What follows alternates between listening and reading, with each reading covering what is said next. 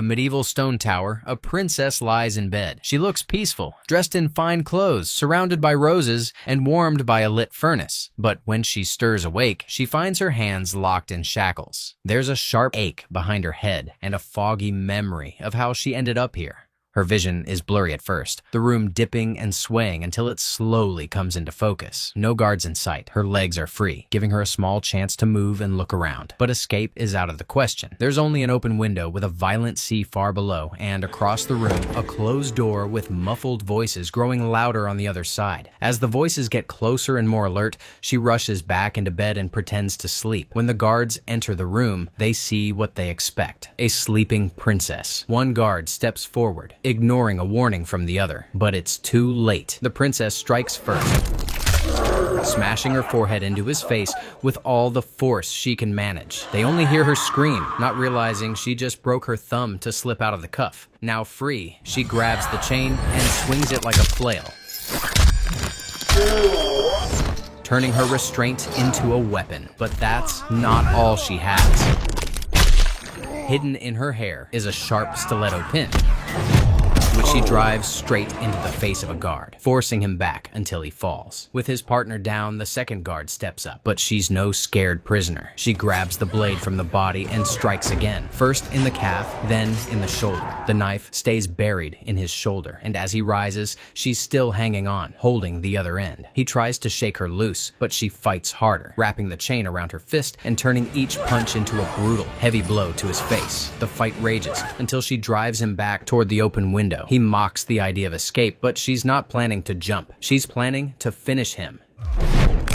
And with one hard kick, she sends him flying out the window into the crashing sea below. There's barely time to breathe. Another guard enters the room. She grabs a heavy hammer and charges, beating him down. She takes his keys, unlocks her other wrist, and after quickly cleaning herself up, she leaves the room, locks the door, and tosses the keys aside. Soon, the princess reaches another room in the tower, one with a view of the chaos unfolding below. Through the window, she sees guards locking down the entrance so no one can escape or get in. A crowd is being held at the mercy of Julius and his enforcer Moira. The royal family has fallen, and the king's pleas for peace and diplomacy mean nothing now. Julius has his own plans. He intends to marry the princess and rule the kingdom with a stronger, harsher hand, correcting what he sees as the king's weakness with power and dominance. As her family is dragged out of sight, guilt sets in. With only 2 daughters, the kingdom had no male heir. That's why she was promised to Julius. The king reminded her of that as he walked her to the altar, but she couldn't go through with it. She left him at the altar, and that's when everything spiraled out of control. Now, soaked in silence, she hides as a massive figure enters the room, a giant. He's unaware of her presence as he steps in to relieve himself. She hides inside a tub filled with water, trying to stay perfectly still. Bubbles rise as she struggles to hold her breath. The giant, too distracted by his reflection in the mirror, never notices her. Eventually, he finishes and leaves. The princess bursts out of the water, gasping for air. Soaked to the bone, her dress becomes more of a burden than anything else. She peels off the heavy layers and moves on, careful to avoid more guards. But in the hallway, she runs straight into the giant again. He's got a sword as massive as he is, and his skin is thick, even in the places he just relieved himself. It's a battle of brute strength against skill. At first, she holds him off. Then she finds an opening and starts turning his own power against him. The fight escalates until she gets the upper hand, climbing up onto his shoulders, grabbing the horns on his helmet and yanking it off. She drives one of the horns into his back, then smashes him in the head with the helmet, knocking him out cold. The moment stirs a memory. She remembers being a young girl who dreamed of becoming a warrior. She looked up to Lynn. Her mother, pregnant at the time, had wanted a son and didn't approve of her daughter training like a soldier. But Lynn managed to convince the queen to allow the lessons, as long as the king never found out.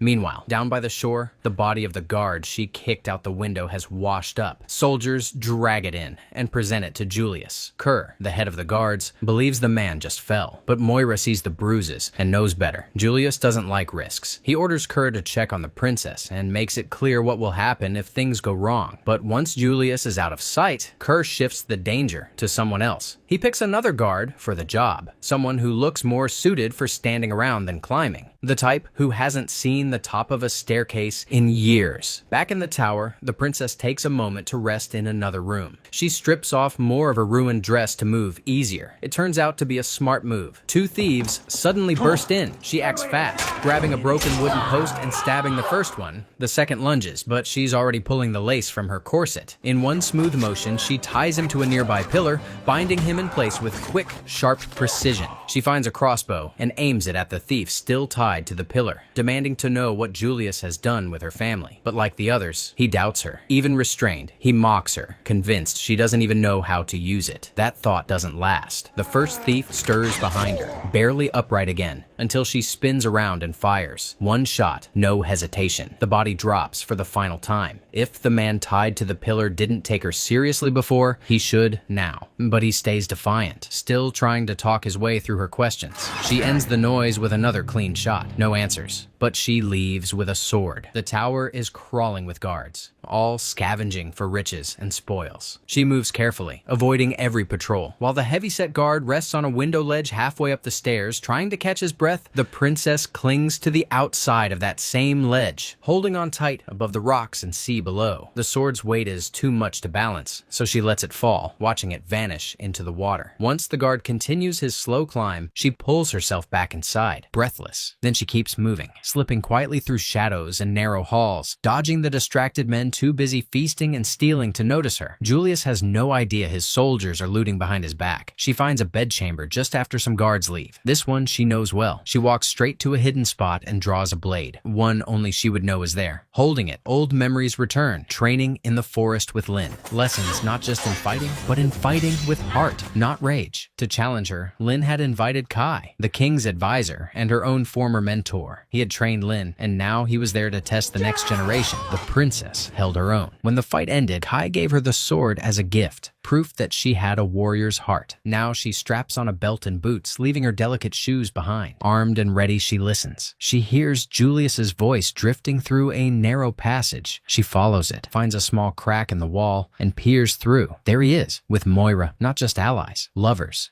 Julius can't seize the kingdom by force, at least not in the eyes of the nobles. To gain power, he needs to marry the princess and pretend to follow tradition. Then, the moment the crown is placed on his head, the king will be killed. A marriage proposal backed by blades. A royal murder, dressed up as ceremony. Now the princess finally has her answers. Moira continues whispering sweet encouragement, pushing Julius further down the path towards seizing the throne. Her words blend with passion as she pulls him in, kissing him deeply and guiding him toward the wall, their moans echoing softly. The princess sees her chance. Clever and quick, she sets a trap behind the wall, predicting exactly where the lovers will drift. She carves out a narrow hole, creating the perfect angle for a deadly strike. Her blade inches from Julius's head. The moment that could have ended, everything is cut short by a knock at the door. A guard brings news. The king is asking to meet. Moira is torn, annoyed at the interruption, but satisfied that progress is being made. Meanwhile, the guard sent to check on the princess finally reaches the top of the tower, gasping for breath. He peeks through the keyhole and sees what looks like a guard slouched in a chair and the princess asleep in bed. Satisfied, he turns and starts the long walk back down to report to Kerr. The princess, still deep in enemy territory, moves unseen through the halls. Guards are everywhere, but they're focused on looting, not watching. Below, the king meets with Julius. Calm and measured, he urges Julius to reconsider his approach, warning that this path will only turn his people against him. But Julius isn't moved. He lays out his grievance, accusing the king of betrayal. To him, it all began with the princess, her refusal, her defiance, her abandonment. Far above, the princess squeezes through a narrow window into another part of the castle, crawling out onto a ledge. She lands between the legs of a massive armored guard. At first, she assumes he's just another oversized soldier, not worth her focus, until his sword pins her clothing to the floor. She's caught off guard and not thrilled to face another giant right after the last, but survival kicks in. She dodges his wild swings, her blade clashing against layers of steel. Each hit sparks as metal strikes metal. Her attacks barely leave a scratch. Then she finds an opening, his armpit, exposed beneath all that armor. She strikes it 3 times with precision. Then, using his oiled armor to her advantage, she grabs a lit candle and throws it. Flames explode across his body, setting him ablaze in seconds. The meeting between Julius and the king ends in failure. Julius is still bent on power and dominance. Just as he's about to leave, the out-of-shape guard from earlier arrives, to report that the princess is safe and sound in her room. Right then, the flaming corpse of the armored guard crashes down from above, landing at Julius's feet. Furious, Julius orders Kerr to end whatever madness is happening in the tower. But Kerr won't get the chance. As soon as Julius steps away, Moira tries to assert herself. She makes a bold comment, suggesting a theory. Kerr mocks her, calling her a harlot and dismissing her voice as meaningless. Moira doesn't argue. She lets her whip speak instead, snapping it straight into his throat. Blood pours as he collapses, his body twitching on the floor. Falls silent. Without missing a beat, Moira steps into Kerr's role and gives her first command. Find the intruder and finish her. No more chances. The princess, aware of what's coming, watches as troops scatter across the tower in search of her. Panic builds in her chest. Fear takes over and she runs. But her escape is blocked. 3 fighters come at her. She's slashed across the arm, but she doesn't stop. She drops 2 with fast, clean strikes, one throat after another. The 3rd falls as she breaks past them. The number of enemies becomes overwhelming. That's when she makes a risky move, ripping off her diamond necklace and scattering the gems across the floor. The chasing guards trip and tumble, giving her just enough of a window to flee. But it's not over. One humiliated guard charges, his pride fueling his rage. She now carries a shield, and with it, she holds her ground. The blow comes as expected and ends as it should. Then the rest swarm. One sword slashes across her waist. She screams, a sound that stops the crowd cold, but she doesn't fall. She grabs the nearest guard and uses him as a shield, then makes a daring leap down to a lower level of the castle. One guard tries to follow but lands hard, leg shattered. The others are forced to take the stairs. The chubby guard stumbles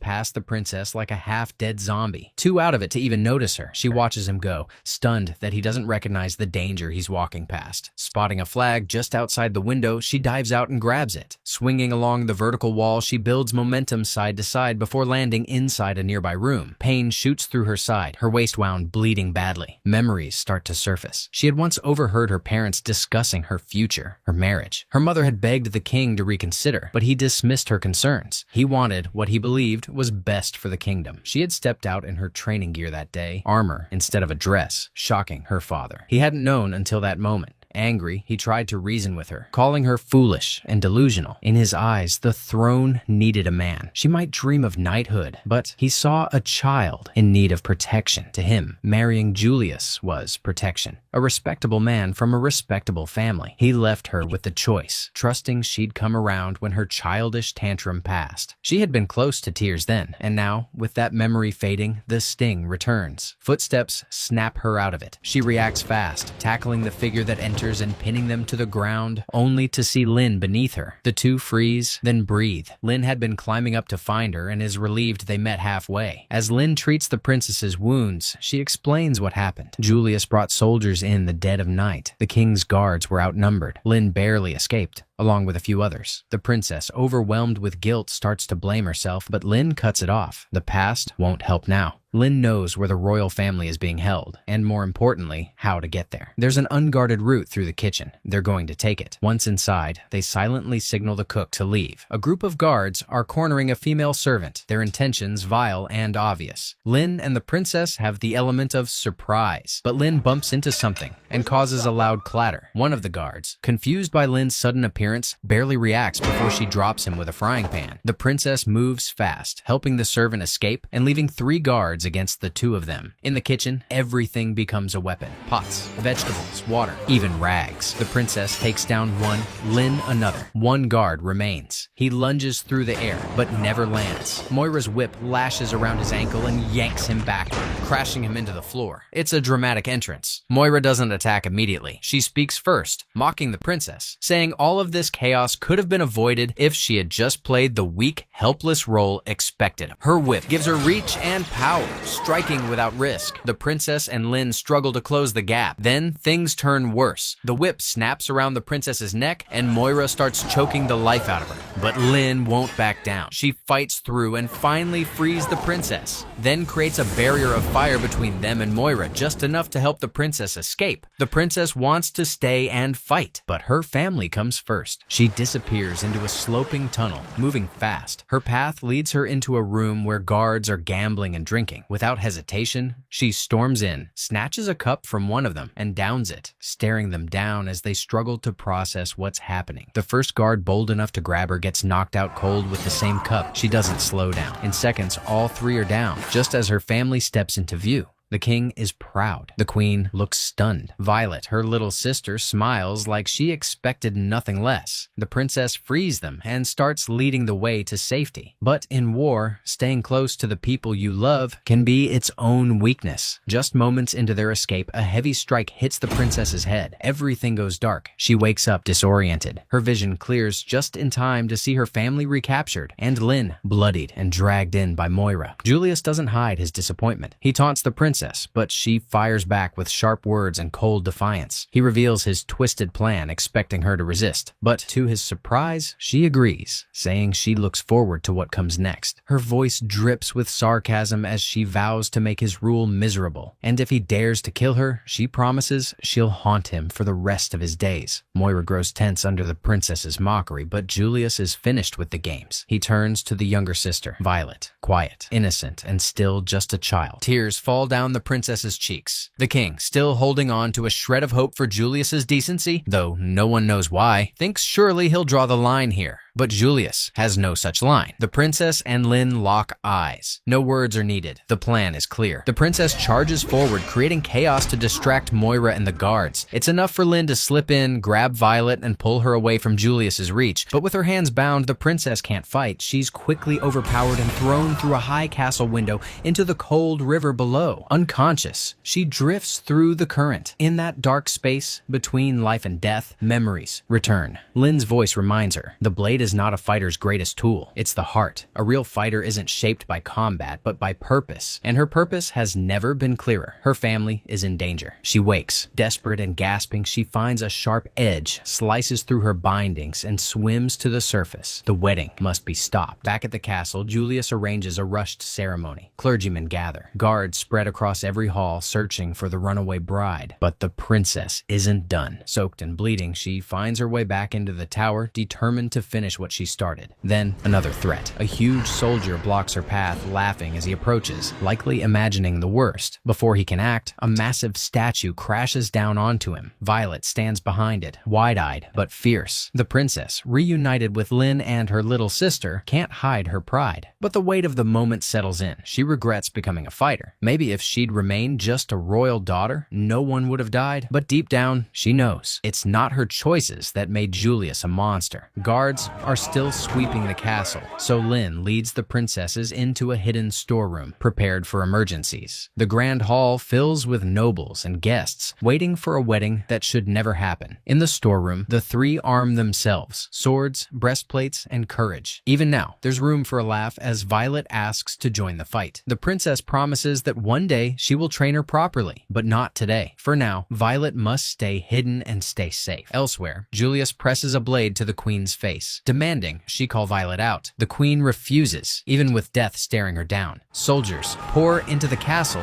faster than they can be stopped. Lynn discards her bow, too slow for the chaos coming, and draws a close-range double-edged sword, built for exactly this. A guard spots the princess and fires an arrow that just barely misses. It throws off their rhythm. Lynn pulls the princess into an alcove between stone pillars. It's narrow, barely enough to hide them, but it'll do. They regroup, gather themselves, and charge back into the fray, slicing through wave after wave of enemies. Julius, ever watchful, notices something off, a flicker of tension in Kai's corner. It's subtle, a glance, a shift in posture, but enough to raise suspicion. Trusting his instincts, he moves in. Kai, realizing he's been made, quickly slips a dagger back into Violet's hand. He gives her one final nod and silently urges her to run. Elsewhere, the princess's earlier advice rings true. Lynn targets weak points, joints, and gaps in the armor. The tactic works. One enemy after another drops under their blades. But Julius isn't far behind. His instincts lead him directly to Violet's hiding spot. Without hesitation, he drags her out by the arm. She fights back, but it's no use. He orders her to kneel, then turns to the priests and demands they begin the wedding immediately. From a distance, the princess and Lin catch sight of what's happening. No more time. They share one last look, and with silent agreement, split up. Lin bolts for the grand hall. She bursts through the doors like a storm, sword drawn, launching herself into the fray. Her entrance is so sudden and fierce, it shatters the moment and draws every eye, especially Julius's. Kai now leads the others to safety while Julius finally steps into the fight, maybe to remind everyone he's still the villain at the center of it all. But Moira isn't interested in a group brawl. She breaks away and heads outside, straight for the princess, demanding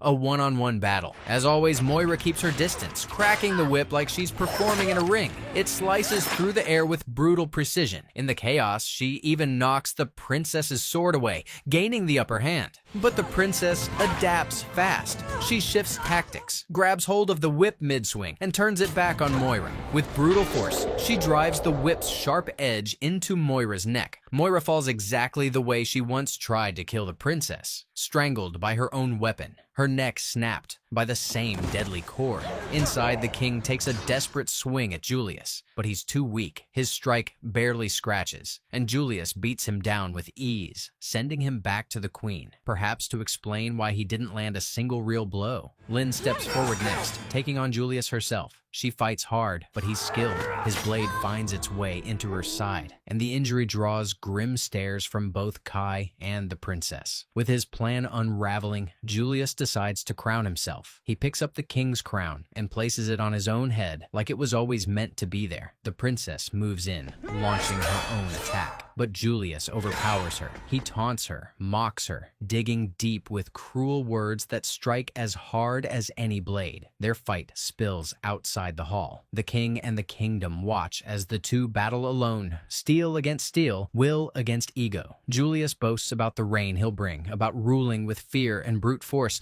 no matter who suffers, but the princess holds her ground. She remembers Lin's training, patience and precision over pride. Julius talks too much, and that becomes his final mistake. She waits for the opening, and when it comes, she strikes clean.